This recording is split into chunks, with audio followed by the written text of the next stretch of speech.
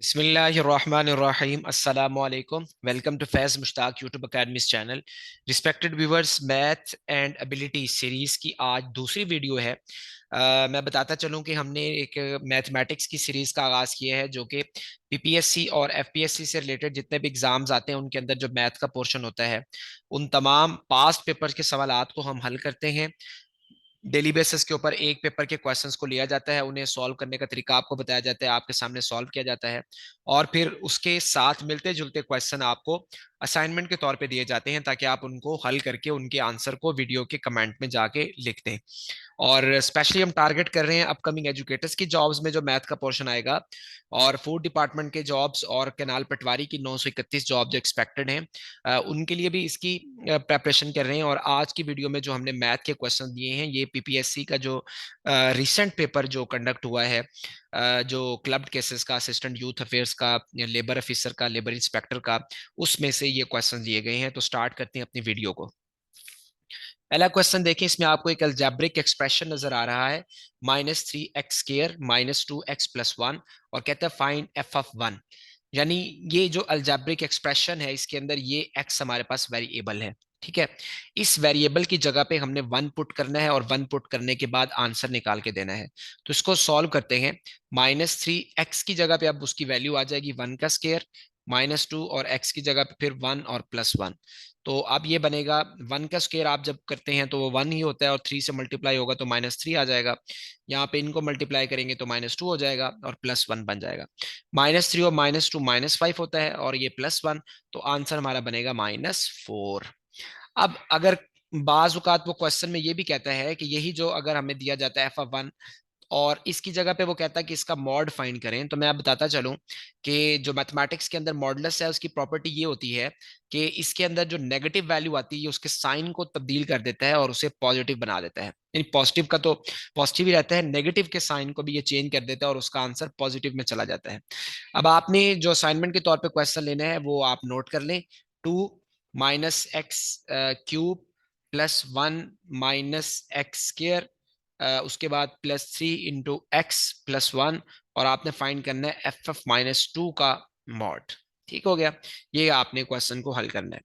दूसरा क्वेश्चन जो है ये रेशो से लिया गया है। इसमें वो कहता है the price of a certain thing changes from 62.50 to 42.50। कोई एक चीज है उसकी जो कीमत है वो 62.50 से तब्दील होके 42.50 हो गई है। Find that how much percentage has been change. हमने ये बताना है कि ये जो कीमत 62.50 से 42.50 पर आई है तो इसके वापस आने से कितने फीसद तब्दीली हुई है। यानी ऑलरेडी जो वैल्यू थी वो अब चेंज होके इतनी हो गई है, तो जब ये इतनी वैल्यू हुई है तो कितनी फीसद इसकी वैल्यू कम होगी, आप यूं कह लें। तो सबसे पहले हम इसका डिफरेंस फाइंड करेंगे। डिफरेंस के लिए हम जो हमें पहले हमारे पास वैल्यू थी वो लेंगे और जो दूसरी वैल्यू है वो लिखेंगे। तो हमें पता है कि 62.50 में से 42.50 जाएगा तो कितना बच जाएगा, 20 बच जाएगा। उसके बाद हमने परसेंटेज फाइंड करनी है, तो परसेंटेज का एक फार्मूला है वो नोट कर लें। डिफरेंस होता है डिवाइडेड बाय ओरिजिनल वैल्यू है और मल्टीप्लाई कर देना है 100% से। अब डिफरेंस आया है 20 का और ओरिजिनल वैल्यू थी 62.50, जरब कर दें इसको 100% के साथ, तो यहाँ पॉइंट आ गया। तो कल जैसे हमने पिछली वीडियो में पॉइंट तब्दील किया था, तो यहाँ से हम पॉइंट को खत्म करते हैं। पॉइंट खत्म करेंगे तो नीचे 100 आएगा और ऊपर ये 100% से मल्टीप्लाई हो जाएगा। और मैंने आपको बताया था कि तीसरी जगह पे अगर कोई वैल्यू आ रही हो तो वो रकम ऊपर जाके ये जो शुमार कुरिंदा होता है इसके साथ ये मल्टीप्लाई हो जाता है। तो 20 × 100 एक ये नीचे से जाएगा और एक ये आपके पास 100% मौजूद है। ठीक है, और नीचे हमारे पास रह जाएगा 62.50। अब इस एक जीरो से एक जीरो कट जाएगी और बाकी हमारे पास जो है ये रह जाएंगी 1 2 3 और 4 सिफरें। तो ये 1 2 3 और 4 सिफरें और नीचे रह जाएगा 625। तो पांच वाला टेबल पढ़ लें सिंपल। 5 यहाँ से एक बचेगा, 12 हो जाएगा। 5 2 10, दो बचेंगे, 5 5 25, और यहाँ पे 5 4 20, उसके बाद 1 2 3 सिफरें। फिर पांच वाला पढ़ लें टेबल। 5 2 10, दो असल 5 5 25, और ये हो जाएगा 5 8 40 और आगे दो सिफरें आ जाएंगी। फिर उसके बाद पांच वाला पढ़ लें। 5 5 25 होता है, और 5 1 5, 3 हासिल, 5 6 30 0। फिर पांच वाला पढ़ लें। 5 3 15, एक हासिल, तो 10 बचा और वो आ गया हमारे पास 32। तो आंसर कितना आया? 32%। तो ये जो 62 से 50 है 42 पर गई है, तो हमारे पास कितने फीसद चेंज हो गई है? 32% ये चेंज हो गई है। इसका से रिलेटेड जो असाइनमेंट का क्वेश्चन है वो भी मैं आपको आगे शेयर करता हूँ। फिर उसके बाद नेक्स्ट एक क्वेश्चन है, ये भी रेशो का क्वेश्चन है बेसिकली, और ये फाइनेंशियल अरिथमेटिक इसे कहते हैं, जिसमें आप रोजमर्रा जिंदगी का हिसाब किताब करते हैं।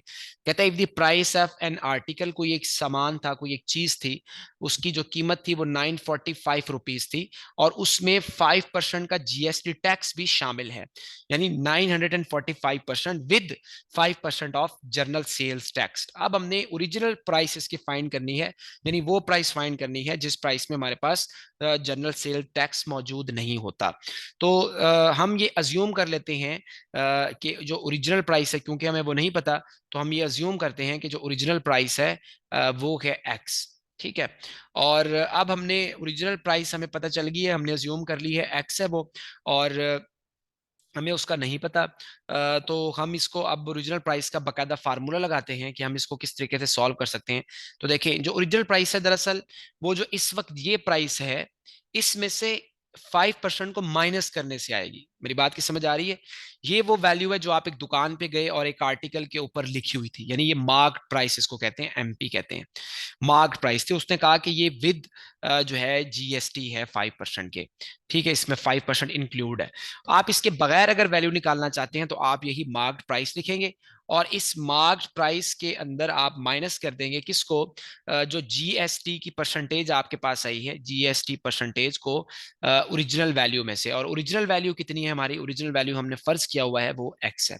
तो मार्क्ड प्राइस हमारे पास 945 है, माइनस कर देंगे इसमें जीएसटी, तो हमारे पास था 5 बटा, चूंकि 5% था तो परसेंट जो है वो 100 पर डिवाइड होता है, यानी कि किसी चीज को 100 पर तकसीम करना फीसद कहलाता है।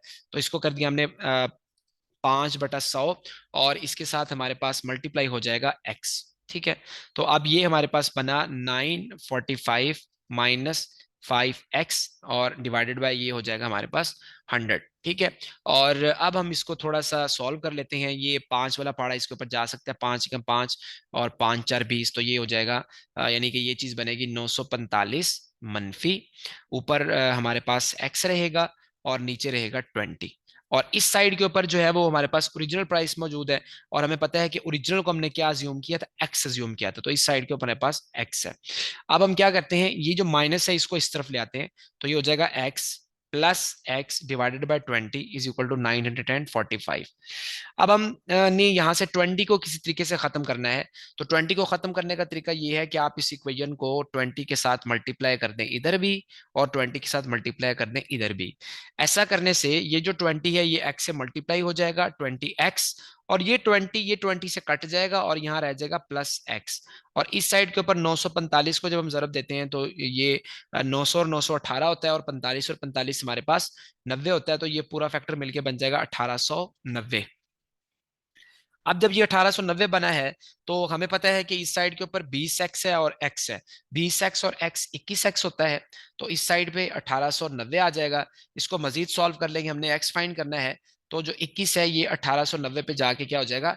डिवाइड हो जाएगा। तो आप 21 वाला इसके ऊपर 3 वाला पहाड़ा भी पढ़ा जा सकता है, या डायरेक्ट आप जो भी कर सकते हैं, जैसे 3×7 = 21 और 3×6 = 18, 3×3 = 9 0। उसके बाद 7 वाला पढ़ा जाता है, 7×9 हमारे पास होता है 63, और 7×9 = 63 आ जाएगा, और ये जीरो वैसे के वैसे आ जाएगी।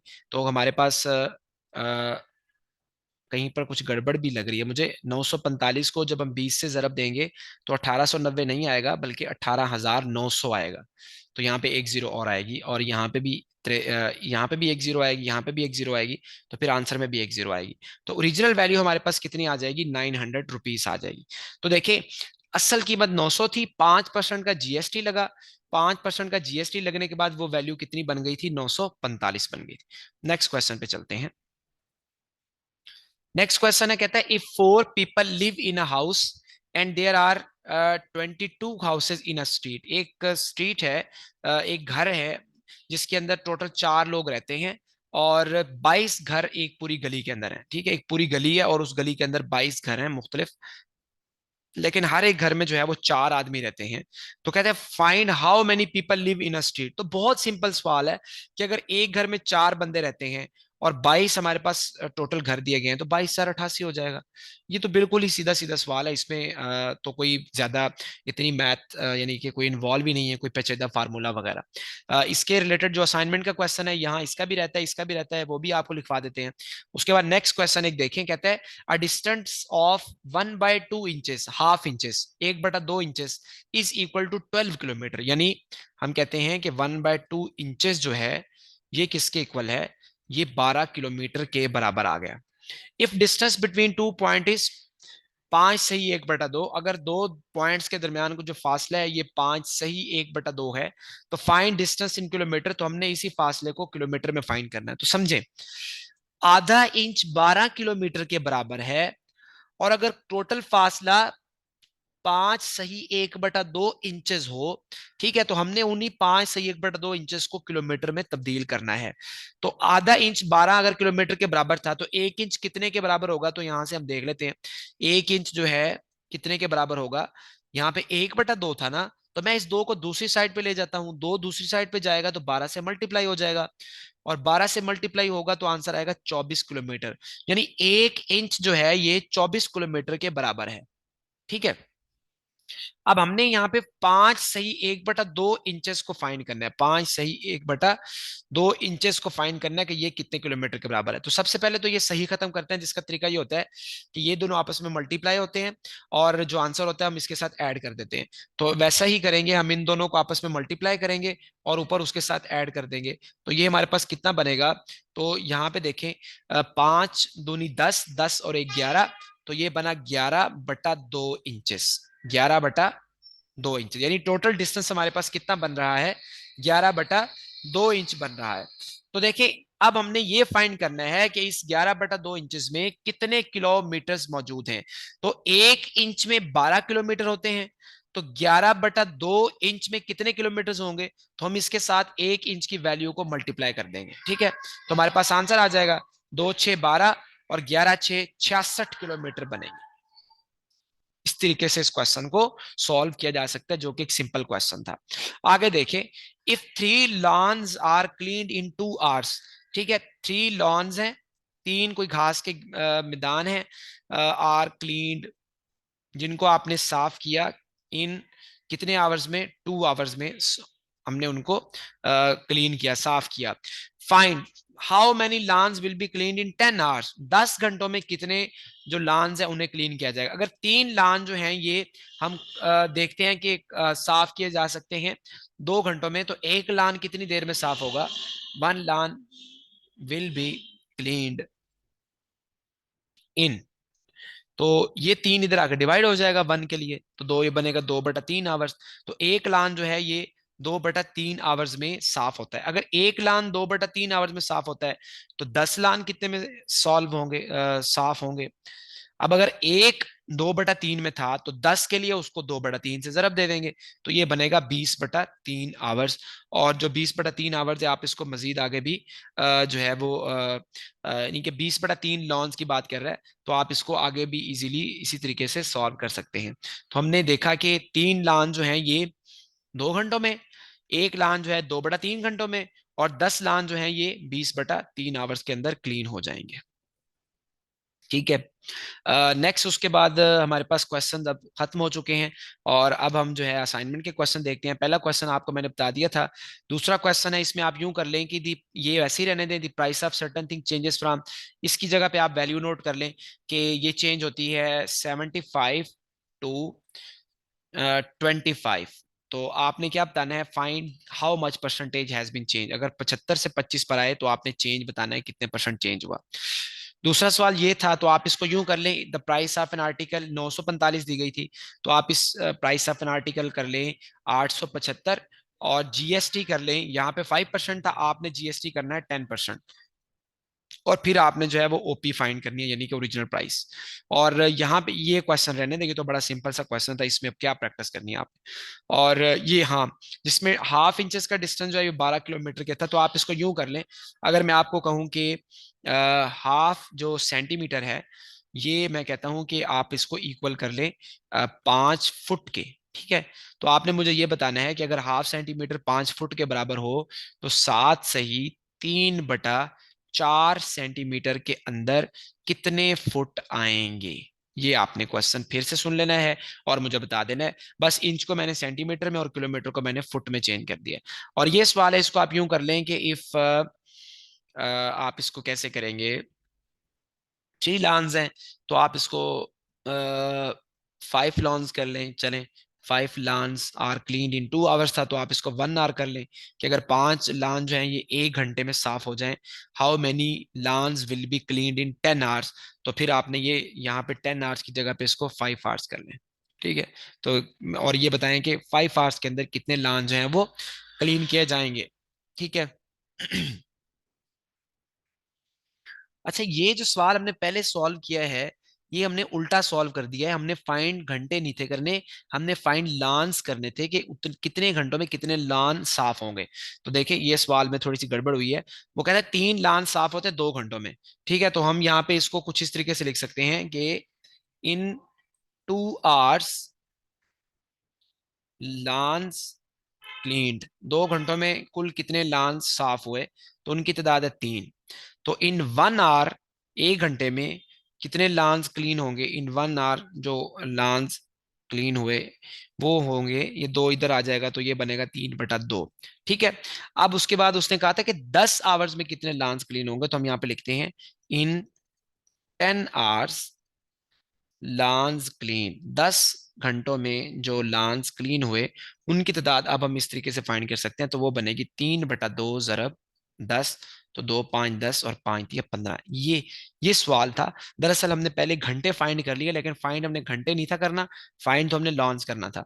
तो इसकी आपको जो असाइनमेंट है उसमें आपने 3 लान की बजाय 5 लान कर लें, 2 घंटे की बजाय 1 घंटा कर लें, और यहाँ 10 घंटों की बजाय 5 घंटे कर लें। तो आई होप आज की वीडियो आपको पसंद आई होगी। वीडियो को लाइक करें, चैनल को भी सब्सक्राइब कर लें। अपना ख्याल रखें, अल्लाह हाफिज।